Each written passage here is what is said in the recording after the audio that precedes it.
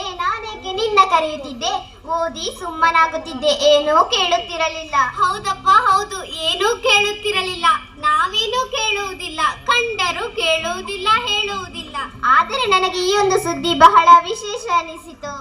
ಏನದು? ಭಾರತದ ನೂತನ ಸಂಸತ್ತಿನಲ್ಲಿ ಸೆಂಗೋಲು ಪ್ರತಿಷ್ಠಾಪನೆ. ಏನದು ಸೆಂಗೋಲ್? ಯಾಕಿಷ್ಟು ಮಹತ್ವ? ಹೋ, ಅದುವೆಯೋ ನಿನ್ನ ಕುತೂಹಲದ ಕಾರಣ? ಹೌದು, ಈಗಲಾದರೂ ನನಗೆ ಸೆಂಗೋಲಿನ ಕತೆ ಹೇಳುವಿರಾ? ನಿನಗೆ ಇದರ ಪೂರ್ಣ ಮರ್ಮ ಅರಿಯಲು ಬಹಳ ಹಿಂದೆ ಭಾರತಕ್ಕೆ ಇಂಗ್ಲಿಷರು ಆರ್ಯರು ಬರುವುದಕ್ಕೂ ಹಿಂದೆ ಹೋಗಬೇಕು. ಹೋಗೋಣ, ಅದಕ್ಕೇನಂತೆ, ಖರ್ಚಿಲ್ಲವಲ್ಲ. ನಾನು ಇದ್ದೇನೆ, ಈಗ ನೀನು ಕತೆ ಹೇಳು. ಸೆಂಗೋಲಿನ ಕಥೆಯನ್ನು ಹುಡುಕಿದರೆ ಅದರ ಮೂಲ ಈಗಿನ ತಮಿಳು ರಾಜ್ಯದಲ್ಲಿದೆ. ಓ, ಆಮೇಲೆ? ಆಗಿನ ಕಾಲದಲ್ಲಿ ಸೆಂಗೋಲು ಎಂಬುದು ಒಬ್ಬ ರಾಜನ ದಕ್ಷತೆಯ ಅಳತೆಗೋಲು ಎಂಬ ಅರ್ಥವಿತ್ತು. ಅದು ಹೇಗೆ? ಸರಿ, ಬಿಡಿಸಿ ಹೇಳು.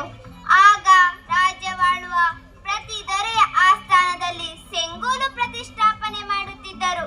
ರಾಜ್ಯವಾಳುವ ದೊರೆಯು ಧರ್ಮಪರನಾಗಿ ನ್ಯಾಯಯುತವಾಗಿ ಯಾವುದೇ ಭೇದ ಭಾವ ತೋರದೆ ಸಮಾನತೆಯ ಭಾವದಿಂದ ಆಡಳಿತ ಮಾಡಿದರೆ ಸೆಂಗೋಲ್ ಪ್ರತಿಷ್ಠೆ ಮಾಡುವಾಗ ಇದ್ದಂತೆ ನೇರವಾಗಿ ಇರುತ್ತಿತ್ತು. ಒಂದು ವೇಳೆ ರಾಜನೇ ತಪ್ಪು ಮಾಡಿ ಭ್ರಷ್ಟನಾದರೆ? ಅದರಲ್ಲೇ ಇರುವುದು ಸೋಜಿಗ. ಒಂದು ವೇಳೆ ರಾಜನೇನಾದರೂ ತಪ್ಪು ಮಾಡಿದರೆ ಆ ಸ್ಥಾನದಲ್ಲಿರುವ ಸೆಂಗೋಲು ಮುದುಕನ ಬೆನ್ನಿನಂತೆ ಬಾಗುವುದಂತೆ. ಅಂದರೆ ಸೆಂಗೋಲ್ ನೋಡಿದಾಗ ರಾಜ ಸರಿ ಇದ್ದಾನೋ ಇಲ್ಲವೋ ಎಂಬುದು ಎಲ್ಲರಿಗೂ ತಿಳಿಯುತ್ತದೆ ಅಲ್ಲವೇ? ಒಂದು ವೇಳೆ ರಾಜನ ಆಡಳಿತದಲ್ಲಿ ಸೆಂಗೋಲು ಬಾಗಿಬಿಟ್ಟರೇನು ಮಾಡುತ್ತಿದ್ದರು? ಒಂದು ವೇಳೆ ಹಾಗೇನಾದರೂ ಆದರೆ ರಾಜ ಆ ತಪ್ಪನ್ನು ಸರಿಪಡಿಸಬೇಕು. ಆಗ ಸೆಂಗೋಲು ತನ್ನಿಂದ ತಾನೇ ನೇರವಾಗುತ್ತದೆ. ಸರಿಪಡಿಸಲು ಸಾಧ್ಯವಿಲ್ಲದಿದ್ದರೆ ಆಗ ಬೇರೇನು ಮಾಡಲು ಸಾಧ್ಯ? ರಾಜನನ್ನು ಕೆಳಗಿಳಿಸಿ ಹೊಸ ರಾಜನನ್ನು ಆಯ್ಕೆ ಮಾಡಿ ಪಟ್ಟ ಕಟ್ಟಬೇಕು. ಇದು ಆಗಿನ ಕಾಲದ ನಿಯಮ. ಅಬ್ಬಬ್ಬ, ಎಷ್ಟು ಚೆನ್ನಾಗಿದೆ ಈ ನಿಯಮ. ಆದರೆ ಮತ್ತೆ ಹೇಗೆ ಈ ಸೆಂಗೋಲ್ ತನ್ನ ಮಹತ್ವ ಕಳೆದುಕೊಂಡಿತು? ಅದು ನನಗೆ ಹೊಳೆಯುತ್ತಲೇ ಇಲ್ಲ. ಹಾಗೆ ಹೊಳೆಯಲು ಅದು ಅಕ್ಕ ಸಾಲಿಗನ ಚಿನ್ನವೂ ಅಲ್ಲ, ಸರ್ಪಶಿರದ ರನ್ನವೂ ಅಲ್ಲ. ಇದೊಳ್ಳೆ ತಮಾಷೆ ಆಯ್ತಲ್ಲ. ಹೊಳೆಯದ ನನ್ನ ದಿನಗಳೆಯದು. ದಿನಗಳೆದರೂ ನನ್ನ ಮನ ತಣಿಯದು. ಈಗ ನಾನೊಬ್ಬ ರಾಜನ ಕಥೆ ಹೇಳುತ್ತೇನೆ, ಕೇಳಿ. ಆಮೇಲಾದರೂ ಕಿಡಿ ಹಾರುವುದು ನೋಡೋಣ. ಆಗಲಿ. ಹಿಂದೆ ತಮಿಳುನಾಡಿನ ತಂಜಾವೂರನ್ನು ಒಬ್ಬ ಚೋಳವಂಶ ದೊರೆ ಪರಂತಕ ಆಳುತ್ತಿದ್ದನಂತೆ. ಒಂದು ಬಾರಿ ಅವನ ಸಾಮ್ರಾಜ್ಯದ ಮೇಲೆ ಶತ್ರುಗಳಾದ ಪಲ್ಲವರು ದಾಳಿ ಮಾಡಿದರಂತೆ. ಏನು ನನ್ನ ದುರವಸ್ಥೆ! ನನ್ನ ಮಗ ಜನಿಸಿದ ಈ ಶುಭ ಸಂದರ್ಭದಲ್ಲಿ ಸಂತೋಷ ಪಡುವ ಬದಲು ಸಿಂಹಾಸನ ಬಿಟ್ಟು ಓಡಿ ಹೋಗುವ ಪರಿಸ್ಥಿತಿ ಬಂದಿದೆ. ಎಲ್ಲದಕ್ಕೂ ಕಾರಣ ಆ ದುಷ್ಟ ಪೆರುಮಾನ್. ಬಿಡಲಾರೆ ಅವನನ್ನು. ಮಹಾರಾಜ, ನೀವಿನ್ನೂ ಇಲ್ಲೇ ಇರುವಿರಾ? ಪಲ್ಲವ ಸೈನಿಕರು ಕೋಟೆ ದಾಟಿ ಅರಮನೆಯನ್ನು ಸುತ್ತುವರಿದಾಯಿತು. ನೀವಿನ್ನೂ ಇಲ್ಲೇ ಇದ್ದರೆ ನಿಮ್ಮ ಪ್ರಾಣಕ್ಕೆ ಅಪಾಯ. ನೀವು ಆದಷ್ಟು ಬೇಗ ಇಲ್ಲಿಂದ ತಪ್ಪಿಸಿಕೊಳ್ಳಿ. ಅವರು ನಿಮ್ಮನ್ನು ಹುಡುಕಿಕೊಂಡು ಇಲ್ಲಿಗೆ ಬರಲು ಹೆಚ್ಚು ಸಾಧ್ಯತೆ. ಅಯ್ಯೋ, ಏನು ಈ ಅವಸ್ಥೆ! ಮೇರೆದಾಡಿದ ಚೋಳ ಸಾಮ್ರಾಟನಿಗೆ ಈ ಗತಿಯೇ? ನಾನು ಒಂದು ಬಾರಿ ಮಗನ ಮುಖವನ್ನಾದರೂ ನೋಡಿಕೊಳ್ಳಲೇ? ಆಗಲಿ ಮಹಾರಾಜ, ಆದರೆ ತಡ ಮಾಡಬೇಡಿ. ಬೇಗ ನಾವು ಇಲ್ಲಿಂದ ತಪ್ಪಿಸಿಕೊಳ್ಳಬೇಕು. ಯಾರಲ್ಲಿ ಅಂತಃಪುರದ ಸೇವಕಿಯರು? ಅಪ್ಪಣೆ ಮಹಾರಾಜ. ಸೇವಕಿ, ನನ್ನ ಮಗನನ್ನು ನಾನೊಮ್ಮೆ ನೋಡಬೇಕು. ಮಾತ್ರವಲ್ಲ, ರಾಣಿಯನ್ನು ಕೂಡಲೇ ಬಿಸಿ ಕರೆತ ನಾವಿಲ್ಲಿಂದ ಕೂಡಲೇ ತಪ್ಪಿಸಿಕೊಳ್ಳಬೇಕು. ಇಲ್ಲವೆಂದರೆ ಅಪಾಯ. ಕ್ಷಮಿಸಿ ಮಹಾರಾಜ, ರಾಣಿಯವರು ಈ ಸ್ಥಿತಿಯಲ್ಲಿ ನಿಮ್ಮ ಜೊತೆ ಬರಲು ಸಾಧ್ಯವಿಲ್ಲ. ಇರಿ, ರಾಜಕುಮಾರನನ್ನು ತಂದು ನಿಮ್ಮ ಕೈಗಿಡುತ್ತೇನೆ. ಆಗಲಿ ಸೇವಕಿ, ಆ ಕೆಲಸವನ್ನಾದರೂ ಮಾಡು. ತಮ್ಮಾಜ್ಞೆ ಮಹಾರಾಜ.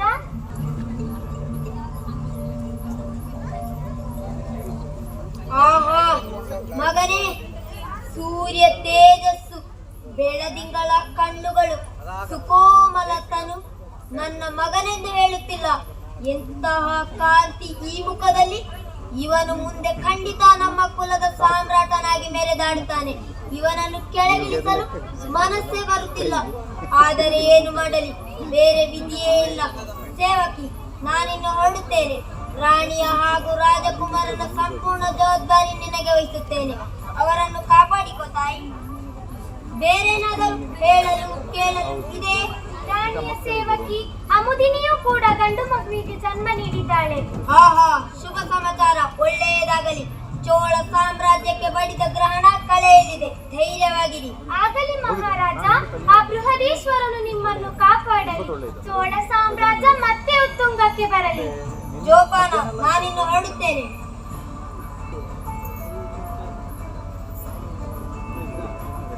ಸೇವಕಿ, ರಾಜಕುಮಾರನ ಎತ್ತಿಕೊಂಡು ಎಲ್ಲಿಗೆ ಹೋಗಿದ್ದೆ?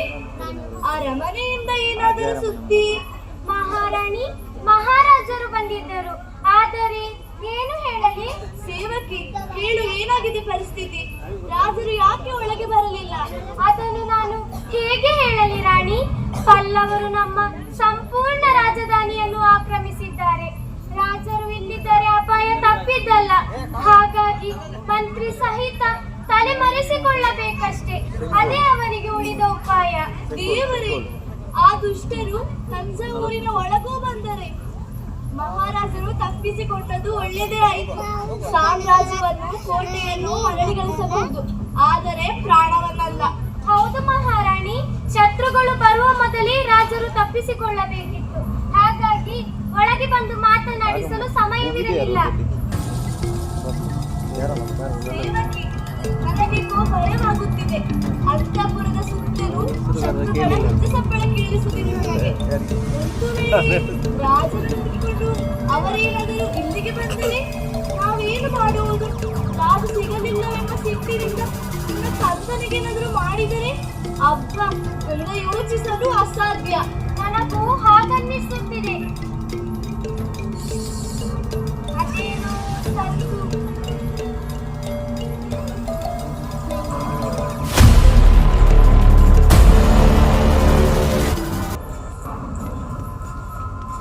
ತಂಜಾವೂರಿನ ಕೋಟೆ ಅರಮನೆಗಳನ್ನು ಹುಡುಕಿದರೂ ಪರಾಕ್ರಮರಾಜನ ಪತ್ತೆ ಇಲ್ಲ. ಹಾಗಾಗಿ ಆತ ಈ ರಾಣಿಯರ ಅಂತಃಪುರದಲ್ಲೇ ಅವಿತಿರಬೇಕು. ಇವರೆಲ್ಲ ಪೌರುಷದಿಂದ ಮೆರೆದಾಡುವ ಕಲಿಗಳು. ಕೊನೆಗೆ ಸಿಕ್ಕಿ ಬೀಳುವುದು ಇದೇ ಜಾಗದಲ್ಲಿ. ಬಾಬಾ, ಹುಡುಕೋಣ.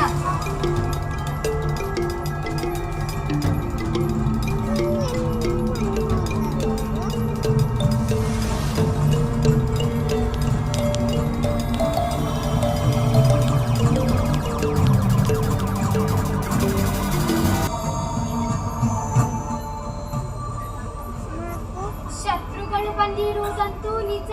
ನನಗೆ ಏನು ಮಾಡಬೇಕು ತೋಚುತ್ತಿಲ್ಲ ರಾಣಿ. ಸದ್ದು ಮಾಡಬೇಡ, ಹೆದರಬೇಡ. ಅಂಜಿದರೆ ಬುದ್ಧಿ ಕೆಲಸ ಮಾಡುವುದಿಲ್ಲ. ನೀನೀಗ ಒಂದು ಬಹುಮುಖ್ಯವಾದ ಕೆಲಸವನ್ನು ಮಾಡಬೇಕು. ನಮ್ಮ ರಾಜಕುಮಾರರ ರಕ್ಷಣೆಗೆ, ಸಾಮ್ರಾಜ್ಯದ ರಕ್ಷಣೆಗೆ. ಇದಲ್ಲದೆ ಬೇರೆ ದಾರಿಗಳೇ ಕಾಣಿಸುತ್ತಿಲ್ಲ. ಅಪ್ಪಣೆ ಮಾಡಿ ರಾಣಿ, ನಾನೇನು ಮಾಡಬೇಕು? ನನ್ನ ಪ್ರಾಣ ತ್ಯಾಗಕ್ಕೂ ಸಿದ್ಧ. ನಿಮ್ಮಿಬ್ಬರ ರಕ್ಷಣೆ ನನ್ನ ಜವಾಬ್ದಾರಿಯೂ ಹೌದು. ಆ ಮುದಿನಿಗೂ ಗಂಡು ಮಗು ಆಗಿದೆ ಎಂದಲ್ಲವೇ ನೀನು ಹೇಳಿದ್ದು? ಹೌದು ಮಹಾರಾಣಿ. ಆಕೆ ಈಗ ಎಲ್ಲಿದ್ದಾಳೆ? ನಮ್ಮ ಅಂತಃಪುರದ ಹಿಂಬದಿಯ ಗುಡಿಸಲಲ್ಲಿ.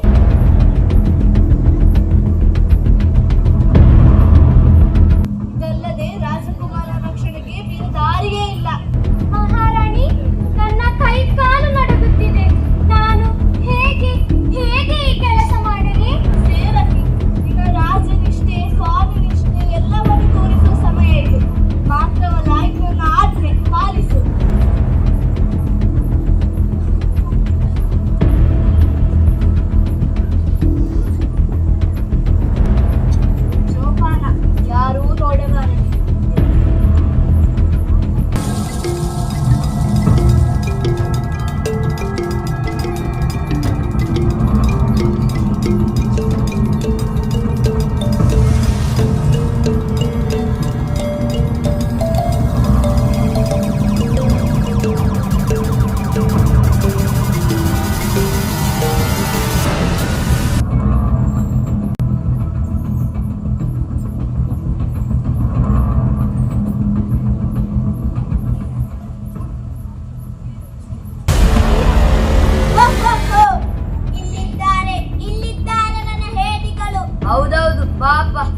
ಬಡಪಾಯಿ ಸೈನಿಕರನ್ನು ಅಲ್ಲಿ ಸಾಲು ಬಿಟ್ಟು ಬರಂತಕ ಈ ಕೋಣೆಯೊಳಗಡಗಿದ್ದಾನೋ?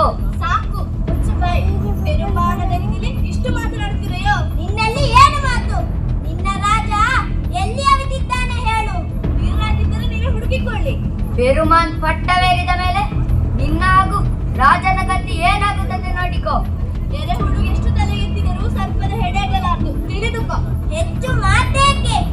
ಅಲ್ಲಿ ನೋಡು, ಆ ಸೇವಕಿಯ ಕೈಯಲ್ಲಿ ರಾಜಕುಮಾರ ಈಗ ತಾನೇ ಸ್ನಾನ ಮಾಡಿ ಬಂದಿರಬೇಕು. ಸ್ನಾನವಾದ ಮೇಲೆ ಇನ್ನೇನು ಮಲಗಿಸೋಣ ಅಲ್ಲವೇ?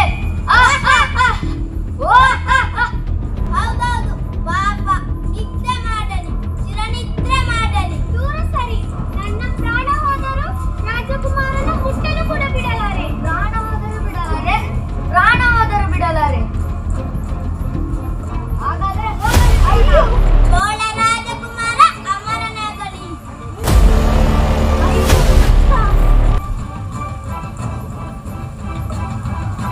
ಇಲ್ಲಿಲ್ಲ ರಾಜ, ನಡಿ ನಡಿ.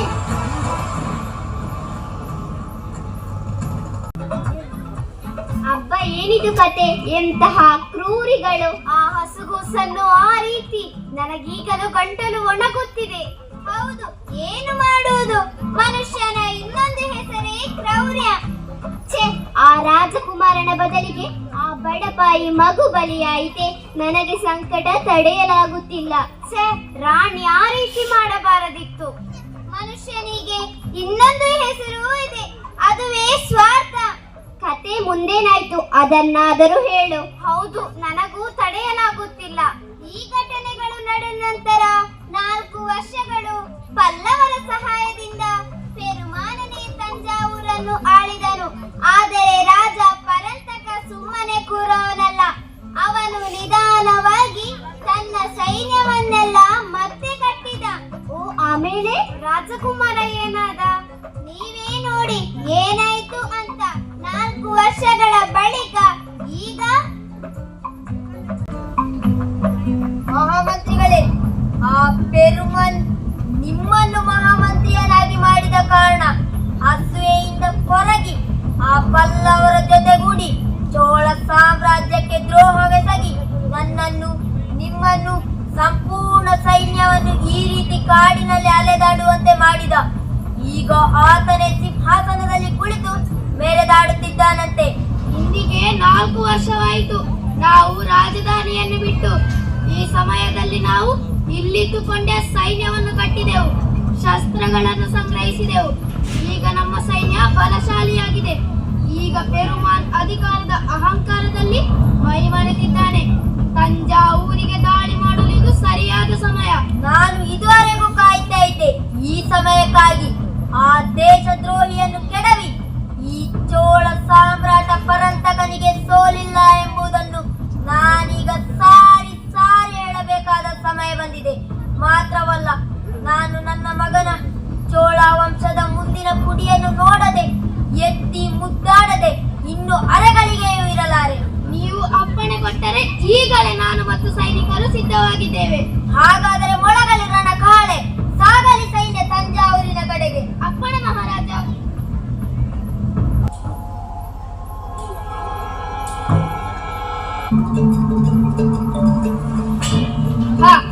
ಅಳಿಯದ ವಂಶ ಚೋಳವಂತೆ, ಪರಂತಕನಿಗೆ ಸೋಲೆ ಇಲ್ಲವಂತೆ.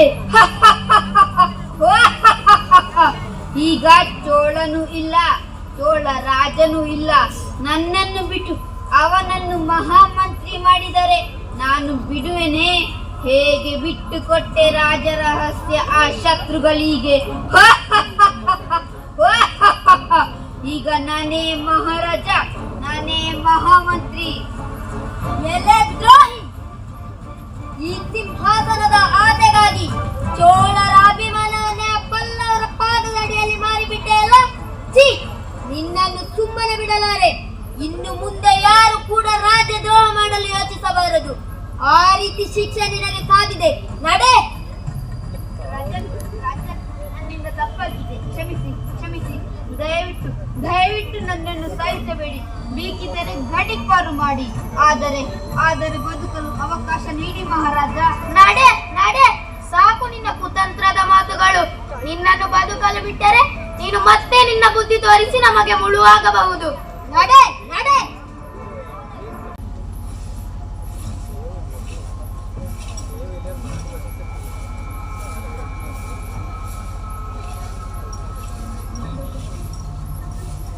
ಮಹಾರಾಣಿಯವರೇ, ಮಂತ್ರಿ, ನೀವು ಈ ಹಳ್ಳಿಯಲ್ಲಿ ಮಾರು ವೇಷದಲ್ಲಿರುವ ಸುದ್ದಿ ತಿಳಿದು ರಾಜನ ಅಪ್ಪಣೆಗೂ ಸಿದ್ಧವಾಗದೆ ರಥ ಸಿದ್ಧಪಡಿಸಿ ಓಡೋಡಿ ಬಂದೆ. ಬನ್ನಿ ಬನ್ನಿ, ರಥವೇರಿ ಕುಳಿತುಕೊಳ್ಳಿ. ಎಲ್ಲಿ ನಮ್ಮ ಚೋಳ ಸಾಮ್ರಾಜ್ಯದ ಮುಂದಿನ ಕುಡಿ? ಪಾಪ, ಅರಮನೆಯಲ್ಲಿ ಬಾಳಬೇಕಾದ ಮಗು ಈ ಗುಡಿಸಲಲ್ಲಿ ಬಾಳುವಂತಾಯ್ತಲ್ಲ. ಅಯ್ಯೋ ಮಂತ್ರಿಗಳೇ, ಏನೆಂದು ಹೇಳಲಿ? ರಾಜಕುಮಾರ ಎಲ್ಲಿಂದ ಹೇಳಲಿ? ಹೇಗೆಂದು ಹೇಳಲಿ? ಏನಾಗಿದೆ ರಾಜಕುಮಾರನಿಗೆ? ಏನಾಗಿದೆ ಹೇಳಿ, ನನಗೆ ತಡೆಯಲಾಗುತ್ತಿಲ್ಲ. ಏನೆಂದು ಹೇಳಲಿ? ಅಂದು ನೀವು ಬಂದು ಮಹಾರಾಜರು ಬಂದು ಹೋದ ತಕ್ಷಣ ಆ ಪಲ್ಲವ ಸೈನಿಕರು ಬಂದರು, ನನ್ನ ಸೇವಕಿಯನ್ನು ಕೊಂದರು. ನಾನು ಮೂರ್ಛೆ ಹೋದೆ. ಆದರೆ ಆದರೆ ಮತ್ತೆ ನೋಡಿದರೆ ನನ್ನ ಮಗನನ್ನು ಆ ಮುದಿನಿ ಅಪಹರಿಸಿದ್ದಾಳೆ. ಈಗ ರಾಜಕುಮಾರ ನನ್ನ ಬಳಿ ಇಲ್ಲ ಮಂತ್ರಿಗಳೇ. ಮಹಾರಾಜರಿಗೆ ನಾನೇನು ಹೇಳಲಿ? ಆ ಸೈನಿಕರು ನನ್ನನ್ನು ಸಾಯಿಸಬಾರದಿತ್ತೆ. ಆ ಅಮುದಿನಿಯು ಪಲ್ಲವರೊಂದಿಗೆ ಸೇರಿದಳೆ. ಇರಲಿ, ಅವಳನ್ನು ಈ ಕೂಡಲೇ ಬಂಧಿಸಿ ರಾಜನ ಮುಂದೆ ತಂದು ನಿಲ್ಲಿಸುತ್ತೇನೆ. ರಾಜನೇ ಅವಳಿಗೆ ತಕ್ಕ ಶಿಕ್ಷಿಸಲಿ. ಬನ್ನಿ, ನಾವು ರಥವೇರಿ ಅರಮನೆಗೆ ಹೋಗೋಣ.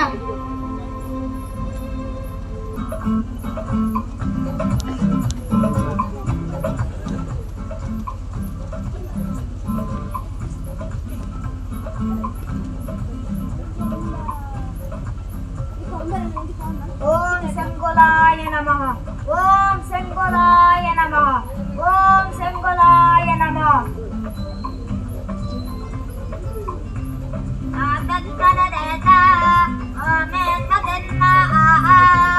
ಓಂ ತಾನೆ ಭಕ್ತರೇ ಆತ್ಮ ಆರಾತ್ಮರಮ್ಮ ಆನಂದರ ಪದಾರ್ಥ. ಓಂ ಸ್ವಾಮಿ ಪರೇ ತತ್ತ. ಓಂ ಧ್ಯಾನೇ ನಡೆ ಅಸುರ. ಓಂ ಸತ್ತರೆಯ ಸ್ವಾಮಿ ಸದೇ ಆಯತ್ತರೇ.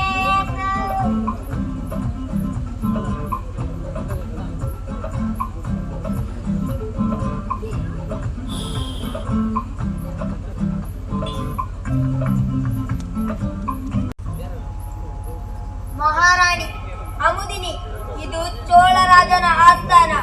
ಇಲ್ಲಿ ನೀವ್ಯಾರೆಂಬುದು ಮುಖ್ಯವಲ್ಲ, ನ್ಯಾಯವೇನೆಂದು ಮಾತ್ರ ಮುಖ್ಯ. ಹಾಗಾಗಿ ಇಬ್ಬರಿಗೂ ಹೇಳುತ್ತಿದ್ದೇನೆ, ಸತ್ಯವನ್ನೇ ಹೇಳಿ ಕ್ಷಮಿಸಿ ಬದುಕಲು ಬಿಡುತ್ತೇನೆ.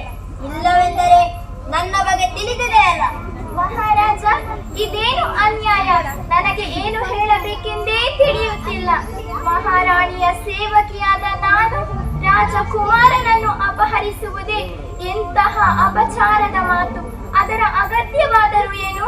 ಅದನ್ನೇ ನಾ ಕೇಳುತ್ತಿರುವುದು. ನಿನಗೆ ಅದರ ಅಗತ್ಯವೇನಿತ್ತು? ಯಾಕೆ ಬಂತು ನಿನಗೆ ಈ ಬುದ್ಧಿ? ದೇವರು ನನಗೂ ನಿನಗೂ ಒಂದೇ ದಿನ ಸೂರ್ಯಚಂದ್ರಂತಹ ಮಕ್ಕಳನ್ನು ಕರುಣಿಸಿದರು. ಹೀಗೇಕೆ ಮಾಡಿದೆ? ಛೇ, ಇದೆಂತ ಮಾತು ಮಹಾರಾಣಿ? ದೇವರು ಮುತ್ತಿನಂತಹ ಮಗನನ್ನು ಕರುಣಿಸಿರುವಾಗ ನಾನೇಕೆ ರಾಜಕುಮಾರನ ಅಪಹರಿಸಲಿ?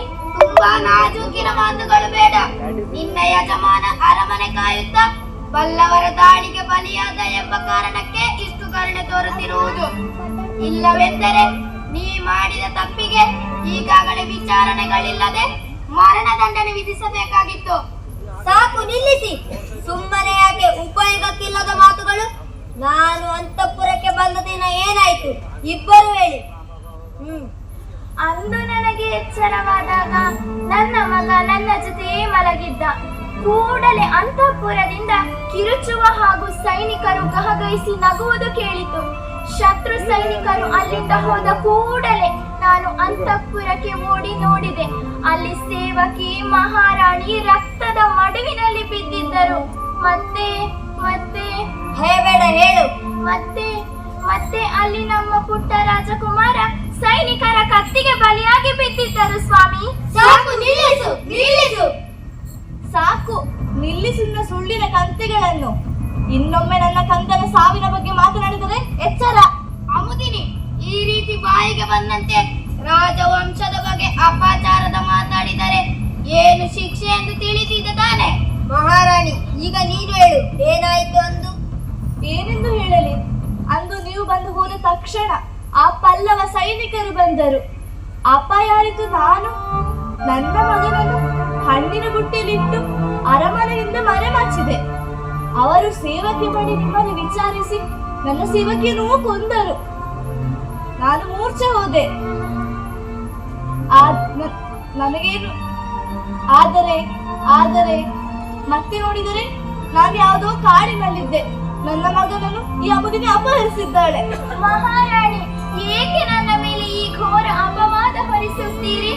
ಮಹಾರಾಜ, ಅಂತಃಪುರದಲ್ಲಿ ಎಲ್ಲರೂ ರಕ್ತದ ಮಡುವಿನಲ್ಲಿ ಇದ್ದದ್ದು ಕಂಡು ನಾನು ಮತ್ತೆ ಹೊರಗೆ ಓಡಿ ನಮ್ಮ ಸೈನಿಕರು ಯಾರಾದರೂ ಇರುವರೆ ಎಂದು ಹುಡುಕಿದೆ, ಕೂಗಿದೆ.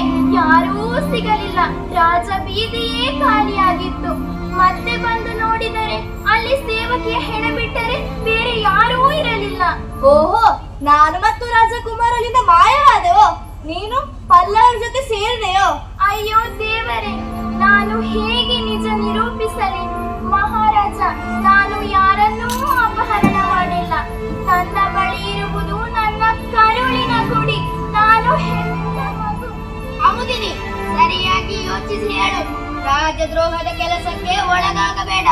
ಇದೇ ಅರಮನೆಯನ್ನು ಕಾಯುತ್ತಿದ್ದ ನನ್ನ ಯಜಮಾನನನ್ನು ಆ ಪಲ್ಲವ ಸೈನಿಕರು ಕೊಂದ ಮೇಲೆ ನಾನು ಅವರ ಜೊತೆ ಸೇರುತ್ತೇನೆ ಎನ್ನುವುದು ಎಷ್ಟೊಂದು ಅನ್ಯಾಯ. ನಿಮಗಿಂತ ಹೆಚ್ಚು ದ್ವೇಷ ಇದೆ ನನಗೆ ಅವರ ಮೇಲೆ. ಯಾರಲ್ಲಿ? ಇವಳ ಮಗನನ್ನು ಕರೆತನ್ನಿ, ಪರೀಕ್ಷೆ ಮಾಡಿಯೇ ನೋಡೋಣ.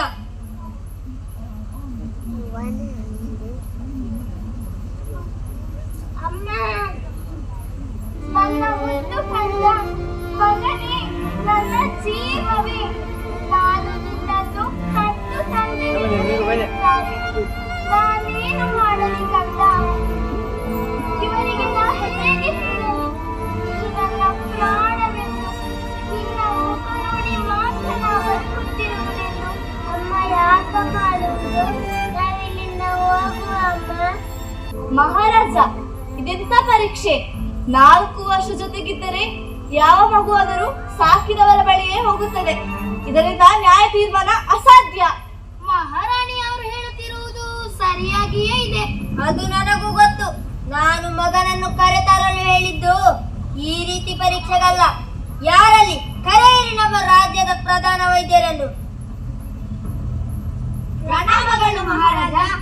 ಮಹಾವೈದ್ಯರೇ, ಈ ಮಗುವಿನ ಹೆತ್ತ ತಾಯಿ ಯಾರೆಂದು ನೀವೀಗ ನಿಮ್ಮ ಪರೀಕ್ಷೆಯ ಮೂಲಕವೇ ಹೇಳಬೇಕು. ಅದರ ಮೇಲೆ ನನ್ನ ನ್ಯಾಯ ತೀರ್ಮಾನ ಅಡಗಿದೆ. ಅಪ್ಪನೇ ಮಹಾರಾಜ, ಇದಕ್ಕಾಗಿ ಈ 3 ರಕ್ತ ಪರೀಕ್ಷೆಯ ಅಗತ್ಯವಿದೆ. ಆಗಲಿ, ಆದರೆ ಆ ಮಗುವನ್ನು ನೋಯಿಸಬೇಡಿ. ಖಂಡಿತ. ಮಹಾರಾಣಿ, ಕೈಯನ್ನು ಚಾಚಿ. ಅಮುದಿನಿ, ಕೈ ಚಾಚು.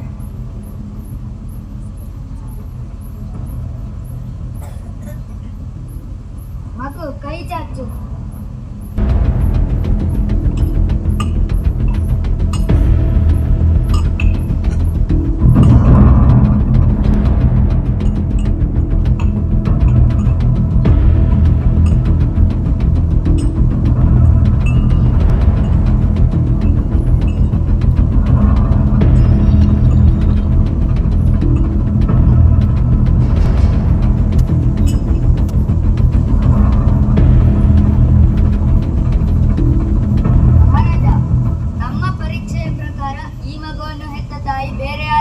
ಅದು ಮಹಾರಾಣಿ, ಅದರ ಬಗ್ಗೆ ಸಂಶಯ ಬೇಡ. ಇದು ಅಮುದಿನಿಯ ಮಗನಲ್ಲ. ಶಿವನೇ, ಬೃಹದೀಶ್ವರ. ಅಮ್ಮ, ಯಾಕ ಮಾಡುವುದು? ನಾವಿಲ್ಲಿಂದ ಹೋಗುವಮ್ಮ. ನಾನೇನೆಂದು ಹೇಳಲಿ ಕಂದ? ನಾನು ನಿನ್ನ ತಾಯಿ ಅಲ್ಲವಂತೆ, ನೀನು ನನ್ನ ಮಗನಲ್ಲವಂತೆ. ದೇವರೇ, ಇದೆಂತ ಅಗ್ನಿ ಪರೀಕ್ಷೆ? ಬಾ ಮಗನೇ, ಬಿಡು ಬಿಡು, ನೀನು ನನ್ನ ಅಮ್ಮ ಅಲ್ಲ. ಬಿಡು, ನಾನು ನಿನ್ನ ತಾಯಿ. ಬಿಡು ಬಿಡು, ನೀನು ನನ್ನ ಅಮ್ಮ ಅಲ್ಲ. ಬಿಡು ಬಿಡು. ಅಮುದಿನಿ ಸುಳ್ಳು ಹೇಳಿ ರಾಜಕುಮಾರನನ್ನೇ ಅಪಹರಿಸಿದ್ದು ಬಯಲಾಗಿದೆ. ಹಾಗಾಗಿ ಇವಳನ್ನು ಮೊಸಳೆಗಳಿರುವ ಕೆರೆಗೆ ಸೇರಿ, ಇದುವೇ ಅವಳಿಗೆ ಶಿಕ್ಷೆ. ಹೇ ಪರಂತಕ, ಧಿಕ್ಕಾರವಿರಲಿ ನಿನ್ನ ನ್ಯಾಯ ತೀರ್ಮಾನಕ್ಕೆ. ನಿಜವಾದ ತಾಯಿ ಯಾರೆಂದು ತೀರ್ಮಾನಿಸಲು ಸಾಧ್ಯವಿಲ್ಲದ ನಿನ್ನ ವಿಜ್ಞಾನಕ್ಕೆ ಧಿಕ್ಕಾರವಿರಲಿ. ಈ ನಿನ್ನ ಅನ್ಯಾಯದ ರಾಜ್ಯಭಾರ ಇನ್ನು ತುಂಬಾ ದಿನ ನಡೆಯದು. ನಿನ್ನ ಪ್ರಜೆಗಳೇ ನಿನ್ನ ವಿರುದ್ಧ ದಂಗೆ ಏಳಲಿ, ನಿನ್ನ ಸಾಮ್ರಾಜ್ಯ ನಶಿಸಿ ಹೋಗಲಿ. ಇದೇ ನನ್ನ ಶಾಪ, ಶಾಪ, ಶಾಪ. ಯಾರಲ್ಲಿ? ಇವಳನ್ನು ಇಲ್ಲಿಂದ ಎಳೆದುಕೊಂಡು ಹೋಗಿರಿ.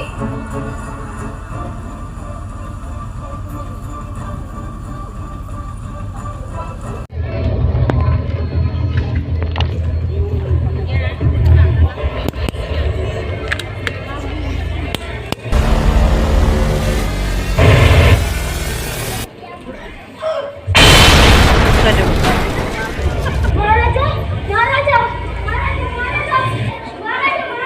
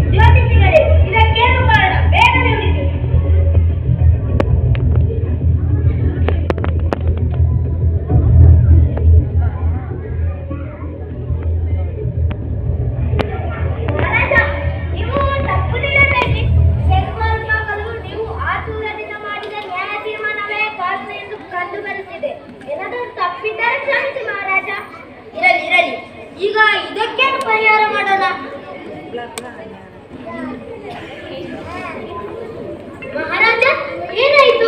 ಯಾಕೆ ಈ ಬೆಳ್ಳ ಬೆಳಗ್ಗೆ ಸಮಾಲೋಚನೆ? ಮಂತ್ರಿಗಳೇ, ಇಲ್ಲಿ ನೋಡಿ. ಅಯ್ಯೋ, ಅಂದರೆ ಹೌದು, ನಿನ್ನೆ ನ್ಯಾಯ ತೀರ್ಮಾನದಲ್ಲಿ ಅನ್ಯಾಯವಾಗಿದೆ. ಈಗ ಏನು ಮಾಡೋಣ? ಈಗ ಮಹಾರಾಜ ಪಂಥದಿಂದ ಇಳಿಯಬೇಕಷ್ಟೇ. ಸಾಕು, ನಿಲ್ಲಿಸಿ ನಿಮ್ಮ ಅಪಶಕುನದ ಮಾತುಗಳನ್ನು. ಮಂತ್ರಿಗಳೇ, ನೀವು ಸಿದ್ಧರೋ? ನಾವು 4 ವರ್ಷದಿಂದ ಕಟ್ಟಿದ ಅಧಿಕಾರವನ್ನು ಬಿಟ್ಟುಕೊಡಲು? ಅದು ಸಾಧ್ಯವಿಲ್ಲ ಅಲ್ಲವೇ? ಹಾಗಾದರೆ ಇದಕ್ಕೊಂದು ಉಪಾಯ ಹುಡುಕಿ. ಮಹಾರಾಜ, ಒಂದು ಉಪಾಯವಿದೆ. ಏನದು?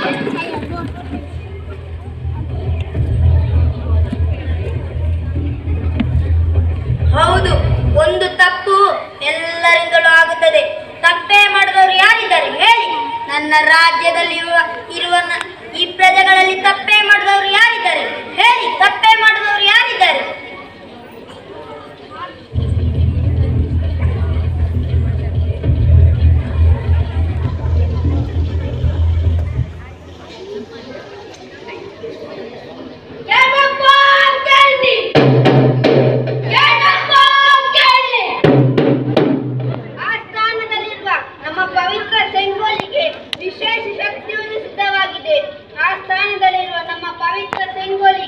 ವಿಶೇಷ ಶಕ್ತಿಯೊಂದು ಸಿದ್ಧವಾಗಿದೆ.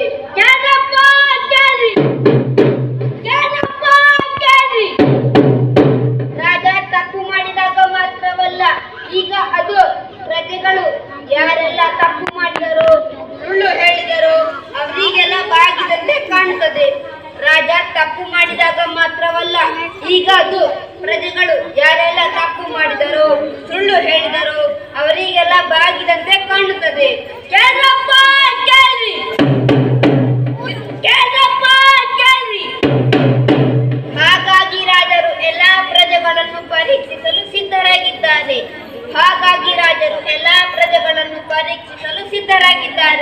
ಕೇಳ್ರಪ್ಪ, ಕೇಳ್ರಿ, ಕೇಳ್ರಪ್ಪ, ಕೇಳ್ರಿ. ನಾಳೆ ಎಲ್ಲಾ ಪ್ರಜೆಗಳು ಆಸ್ಥಾನಕ್ಕೆ ಬಂದು ತಾವು ತಪ್ಪು ಮಾಡಿಲ್ಲ, ಸುಳ್ಳು ಹೇಳಿಲ್ಲ ಎಂದು ಸಾಬೀತುಪಡಿಸಬೇಕು.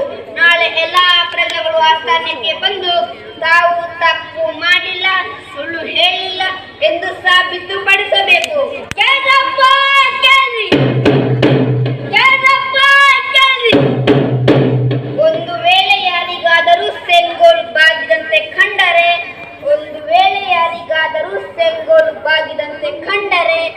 ಅವರು ಮಾಡಿದ ತಪ್ಪಿಗೆ ಶಿಕ್ಷೆ ವಿಧಿಸಲಾಗುವುದು.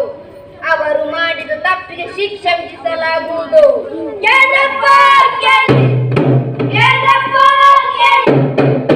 ಗೆಲ್ಲಪ್ಪ, ಗೆಲ್ಲಿ. ಪರೀಕ್ಷೆ ಆರಂಭವಾಗಲಿ ಅಲ್ಲವೇ? ನಾವು ಕೂಡ ಸಿದ್ಧ. ಪರೀಕ್ಷೆ ಆರಂಭವಾಗಲಿ. ಆಗಲಿ ಆಗಲಿ. ಪ್ರಣಾಮಗಳು ಮಹಾರಾಜ. ರಾಜ್ಯದ ಮಹಾವೈದ್ಯರೇ, ನಿಮಗೇಗೆ ಕಾಣಿಸುತ್ತಿದೆ ಸೆಂಗೋಲು? ನೇರವಾಗಿ ಕಾಣುತ್ತಿದೆ ಸೆಂಗೋಲು. ಆಹಾ, ಸಂತೋಷ. ತೆರಳಿ ತೆರಳಿ. ವೈದ್ಯರೇ, ನಿಮಗೇಗೆ ಕಾಣಿಸುತ್ತಿದೆ ಸೆಂಗೋಲು? ನೇರವಾಗಿ ಕಾಣುತ್ತಿದ್ದ ಮಹಾಪ್ರಭು. ಸಂತೋಷ. ತೆರಳಿ ತೆರಳಿ. ಮಹಾರಾಜ, ನಾನು ಸಾಮ್ರಾಜ್ಯದ ಗುರುಕುಲವೊಂದರಲ್ಲಿ ಕೆಲಸ ಮಾಡುತ್ತಿದ್ದೇನೆ. ನನಗಂತೂ ಸೆಂಗೋಲು ಬಹಳ ನೇರವಾಗಿ ಕಾಣುತ್ತಿದೆ. ಆಹಾ, ತೆರಳಿ ತೆರಳಿ. ಮಗು, ಅಲ್ಲಿ ಯಾರು ಏನು ಕೇಳಿದರು ನೇರವಾಗಿದೆ, ಚೆನ್ನಾಗಿದೆ ಎಂದು ಹೇಳಬೇಕು. ಹೇಗೆ? ನೇರವಾಗಿದೆ, ಚೆನ್ನಾಗಿ. ಮಹಾಪ್ರಭು, ನಾನು ಅಗಸನ ಮನೆಯಿಂದ ಬಂದಿದ್ದೇನೆ.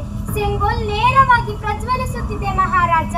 ಮಗು, ನಿನಗೇಗೆ ಕಾಣಿಸುತ್ತಿದೆ ಸೆಂಗೋಲು? ನೇರವಾಗಿದೆ, ಚೆನ್ನಾಗಿದೆ. ನೇರವಾಗಿದೆ, ಚೆನ್ನಾಗಿದೆ. ಒಳ್ಳೆಯ ಮಗು, ಹೋಗು ಹೋಗು. ನಿನಗೆ ಕಾಣುತ್ತಿದೆ? ಹೌದು ಮಹಾಪ್ರಭು, ಸರಿಯಾಗಿ ನನಗೆ ಕಾಣುತ್ತಿದೆ. ಎಷ್ಟೊಂದು ಸುಂದರ. ಸೂರ್ಯಾಸ್ತ ನೇರವಾಗಿ ನಿಂತಿದೆ. ಆಹಾ ಆಹಾ. ಮಹಾಪ್ರಭು, ಕ್ಷಮಿಸಿ, ಈ ಮಗುವಿಗೆ ಊಟ ಮಾಡಿಸಲು ತಡವಾಯಿತು. ಅದಕ್ಕೇನು ಸಮಸ್ಯೆ ಇಲ್ಲ. ನೋಡಿ ಹೇಳು, ಸೆಂಗೋಲ್ ಹೇಗಿದೆ? ನಾನು ಹೇಗೆ ಹೇಳಲಿ ಮಹಾಪ್ರಭು, ನನಗೆ ಸರಿಯಾಗಿ ಕಣ್ಣು ಕಾಣಿಸುವುದಿಲ್ಲ. ನಿಮ್ಮ ಆಡಳಿತವೆಂದರೆ ಸುಮ್ಮನೆ. ಸೆಂಗೋಲ್ ನ್ಯಾಯದ ದ್ಯೋತಕವಾಗಿ ನೇರವಾಗಿಯೇ ಇರುತ್ತದೆ. ಇನ್ನು ಅಧಿಕ ಪ್ರಸಂಗ ಬೇಡ. ಇದು ರಾಜನ ಪರೀಕ್ಷೆ ಅಲ್ಲ.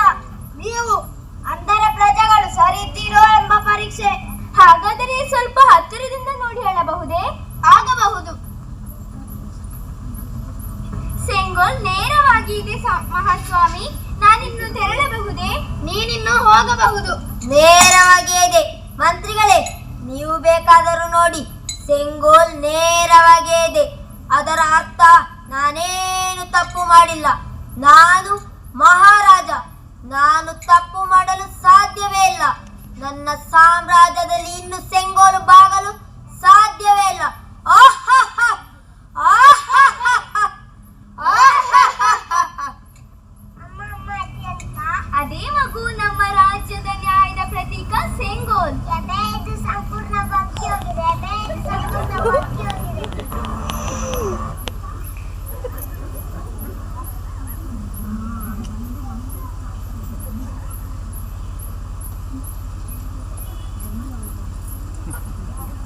ಹೀಗೆ ಅಧಿಕಾರದಲ್ಲಿರುವವರೇ ಜನರನ್ನು ಮೋಸ ಮಾಡಲು ಶುರು ಮಾಡಿದರಲ್ಲವೇ? ಆದರೆ ಎಷ್ಟು ಮೋಸ ಮಾಡಿದರೂ ಸತ್ಯ ಹೊರಗೆ ಬಂದೇ ಬರುತ್ತದೆ ಅಲ್ಲವೇ? ಹೌದು. ಆದರೇನು ಮಾಡುವುದು? ಹೀಗೆ ಸೆಂಗೋಲು ತನ್ನ ಮಹಿಮೆಯನ್ನು ಕಳೆದುಕೊಂಡಿತು. ಏನೇ ಆಗಲಿ, ಕತೆ ಬಹಳ ಚೆನ್ನಾಗಿತ್ತು. ಹೌದೌದು, ಬಹಳ ಉತ್ತಮವಾಗಿತ್ತು. ನಿಮಗೂ ಇಷ್ಟವಾಯಿತೆ?